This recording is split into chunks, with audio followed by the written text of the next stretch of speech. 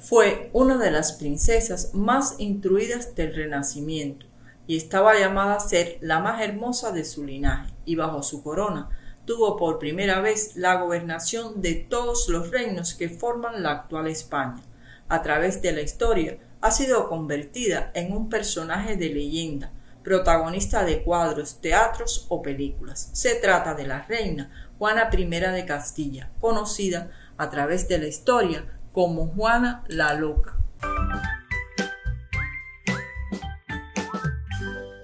El 6 de noviembre de 1479, en Toledo, nacería la que sería la primera reina de España, Juana I de Castilla, la tercera hija de los reyes católicos Isabel de Castilla y Fernando II de Aragón. Juana no estaba destinada a reinar, pero los avatares del destino la situarían como la heredera al trono español. Su educación fue la propia de la corte de Isabel la Católica y demostró una gran inteligencia y destreza con las lenguas y las artes. A los 15 años ya leía y hablaba correctamente francés y latín. Durante su infancia tendría a sus hermanas, las infantas María y Catalina, como compañeras de juego, pero también conoció en la vida familiar de los celos de su madre Isabel, provocados por las infidelidades de su padre, el rey Fernando. Se convertiría en condesa de Flandes por su matrimonio con el archiduque Felipe de Habsburgo, que era el hijo del emperador Maximiliano I de Habsburgo y de la duquesa María de Borgoña, al que apodaban el Hermoso. Pero crónicas de la época aseguran que Felipe no debió de ser tan hermoso. Según la leyenda, sería el rey Luis XII de Francia quien le llamó así al verlo pasar de lejos por sus dominios camino a España, mientras que se aseguraba que Juana sí era una mujer muy hermosa. El 21 de agosto de 1496, con 16 años, Juana embarcó en Laredo con destino a Flandes para su boda con Felipe, un adolescente igual que ella. Las crónicas de la época aseguran que fue amor a primera vista por parte de ambos, por lo que la boda se produjo el 20 de octubre de 1496. Durante los primeros años, la joven pareja estableció su corte en Bruselas, donde nacerían sus primeros hijos, Leonor, Carlos e Isabel. Durante estos primeros años de su matrimonio, cuando aún se encontraban en Flandes, se produjeron una sucesión de disgustos a causa de los celos de Juana. Sin embargo, estos celos se fundamentaban en los malos tratos de Felipe, sus continuas ausencias y constantes infidelidades. Y Juana fue cayendo en un estado de depresión, con altibajos que la llevaban de igual modo de arrebatos amorosos con su esposo a peleas conyugales, por lo cual para evitar esos comportamientos erráticos, encerró a Juana en sus habitaciones de palacio.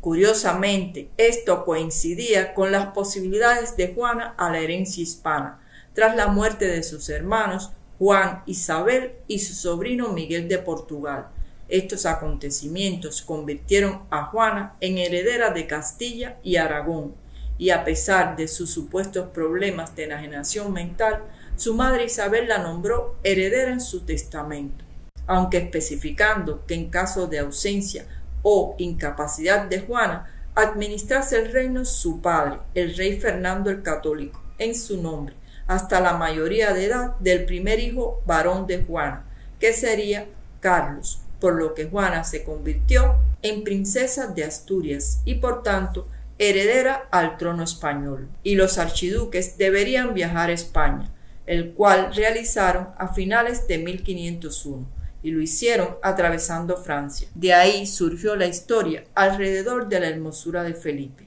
El 26 de enero de 1502, los archiduques hicieron su entrada en Fuenterrabía, y no sería hasta el 25 de marzo que entraron en Madrid, y el 7 de mayo llegaron a Toledo, donde la reina Isabel pudo por fin abrazar a su hija, y poco después las cortes castellanas reunidas en Toledo les juraron como príncipes de Asturias. Pero Felipe tendría prisa para regresar a los Países Bajos y partiría en diciembre de ese año, antes de las Navidades, sin atender a los ruegos de Juana, que no podría viajar debido al avanzado estado de su embarazo. Juana llevó muy mal la separación de su esposo, comenzando a tener lo que se consideraron los primeros signos de desequilibrio mental. Isabel, su madre, ordenó su estancia en el castillo de La Mota, lo que Juana tomó como un confinamiento forzoso, llegando a enfrentamientos con su madre. Finalmente tendría a su hijo Fernando en Alcalá de Henares el 10 de marzo de 1503, y era tal su desesperación por estar separada de Felipe que su madre Isabel terminó autorizándola a regresar a los Países Bajos. El 26 de noviembre del año 1504 muere su madre Isabel, y Juana se convirtió en la nueva reina de Castilla, por lo que Juana y Felipe vuelven a emprender el viaje a España, esta vez por mar, pero el mal tiempo los obligaría a refugiarse en Inglaterra, donde permanecieron 3 meses como huéspedes del rey Enrique VII. Esta sería la última vez que Juana vería a su hermana Catalina, que se encontraba en la corte inglesa como la prometida de Enrique VIII, hijo de Enrique VII. Pasado el invierno, de nuevo pudieron embarcar Juana y Felipe y llegaron a La Coruña el 26 de abril. Fernando el Católico, que desde la muerte de la reina Isabel estaba rigiendo Castilla, con el título de gobernador del reino, que era el señalado por la reina Isabel en su testamento, comenzaría con Felipe un forcejeo por el poder, pero finalmente tuvo que abandonar Castilla, retirándose a sus reinos de la corona de Aragón. Y así comenzó el reinado de Felipe el Hermoso, el que sería muy corto, y una de sus primeras decisiones fue encerrar a Juana, alegando incapacidad por su demencia. Pero como ya hemos dicho, su reinado fue muy corto, uno de los más breves de la historia de España. Tras su entrada triunfal en Burgos, un súbito mal le llevó en pocos días a la tumba, pese a todos los esfuerzos de Juana por curarlo, y moriría el 25 de septiembre del año 1506. Juana, sumida en su dolor, se negaba a atender los problemas de Estado, y asumiría la regencia el cardenal Cisneros, el cual llamó con urgencia al rey Fernando para que volviera a su puesto de gobernador de Castilla, ante la incapacidad de Juana prevista en el testamento de su madre Isabel. Y es en este momento que el sobrenombre de Juana la Loca tomaría su mayor connotación, pues Juana, a pesar de la oposición de los prelados, pretende llevarse el cadáver de su marido, que había sido depositado en el monasterio de la Cartuja de Miraflores, a fin de enterrarlo en Granada, lugar que Felipe había dispuesto para su descanso final, y comienza un periplo de Juana por los caminos de Castilla con el féretro. En ese entonces estaba embarazada de su hija Catalina.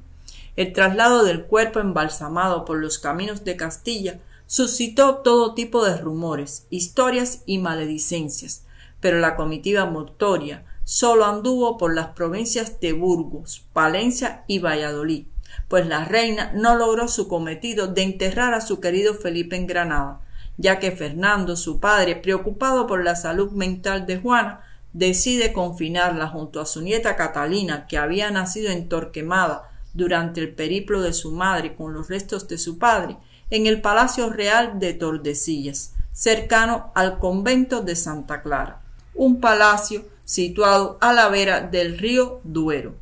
Sobre este episodio del viaje de la reina Juana se han vertido muchas leyendas, pero existen evidencias que corroboran la falsedad de estas, como por ejemplo, en realidad solo abrió el féretro en 2 ocasiones, la primera cuando llegó la primera vez a la Cartuja de Miraflores y la segunda antes de emprender el viaje con el cadáver, para cerciorarse de que los flamencos no hubieran extraído el cadáver, cuyo corazón había sido ya extraído y enviado a Flandes. También se ha llegado a la conclusión de que este viaje constituyó una estrategia de Juana con el objetivo de no casarse, ya que mientras estuviera el cadáver de su esposo insepulto, ella no podría casarse de nuevo. El féretro de Felipe, que había permanecido en la localidad de Arcos, llegaría al convento de Santa Clara, en Tordesillas, en el año 1509, muy cerca del Palacio Real donde se hallaba Juana, y sin embargo la reina nunca iría a verlo, y en el año 1516 Fernando el Católico lo trasladaría a la Capilla Real de Granada, su destino final. En ese mismo año 1516 muere Fernando el Católico, por lo que se puede decir que Juana fue reina de Castilla desde 1504, cuando murió su madre Isabel, y de Aragón a partir de 1516, cuando falleció su padre Fernando de Aragón. Pero a pesar de ser reina de Castilla por herencia de su madre y de Aragón por herencia de su padre, Juana nunca gobernó, pero nunca se le retiró su título de reina ni fue declarada su incapacidad, y su nombre aparecía en los documentos del reino en primer lugar, pero continuaría encerrada en Tordesillas. Su hijo Carlos regresaría a España en el año 1517 y su primera visita sería a su madre en Tordesillas, a fin de obtener de ésta la autorización para gobernar en su nombre.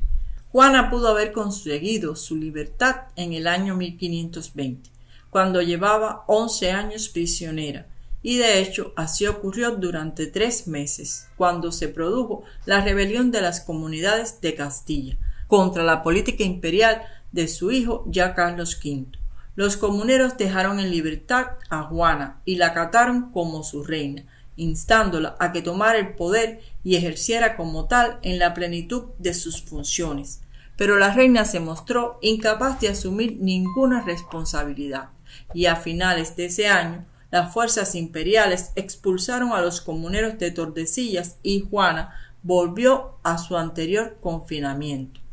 Durante años, Juana viviría con su hija Catalina, pero en el año 1524 su hijo Carlos decidió casar a su hermana con el rey de Portugal Juan III, y Catalina abandonó Tordesillas por su nuevo destino de reina de la corte de Lisboa.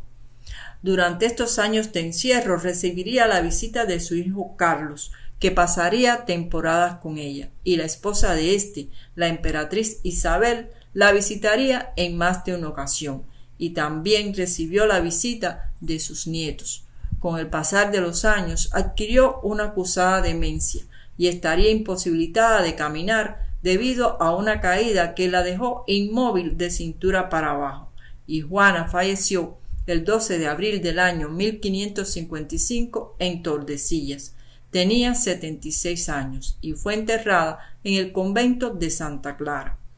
En el año 1574, su nieto Felipe II trasladó sus restos a la cripta de la Capilla Real de Granada, en la que yace junto a su esposo Felipe, los Reyes Católicos y su sobrino Miguel de la Paz, y se le construiría un sepulcro con mármol de Carrara, que constituye una joya escultórica del Renacimiento español. La imagen de Juana posee una gran belleza y sostiene entre sus manos el cetro de reina. Sobre su salud mental existen muy diversas opiniones. Algunos estudiosos han identificado rasgos de una neurosis obsesiva o incluso de una esquizofrenia. Otros consideran que Juana fue una víctima de la ambición de poder de las personas de su entorno más cercano, como su esposo Felipe, su padre Fernando, su hijo Carlos o el cardenal Cisneros. Pero si tenemos en cuenta que Juana fue una persona educada con esmero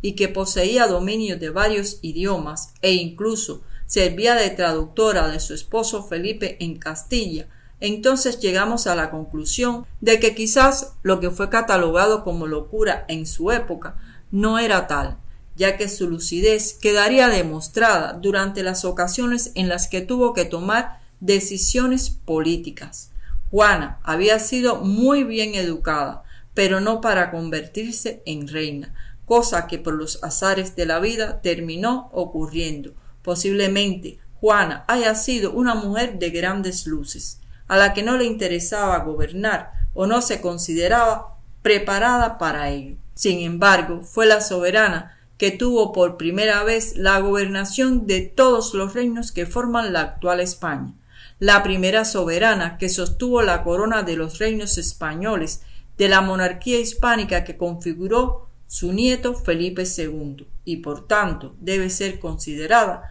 como la primera reina de España. Y así hemos llegado al final de este relato sobre la olvidada reina de Castilla. Espero que les haya gustado. Gracias a todos por ver nuestros videos y por suscribirse al canal. No olviden regalarnos su like y compartir el video. Y si no está suscrito al canal y le gusta la historia, pues les invito a suscribirse y activar las notificaciones. Les aseguro que en nuestro canal encontrará historias muy interesantes sobre personajes y hechos históricos de relevancia. Espero que nos encontremos en nuevos videos para juntos seguir aprendiendo historia.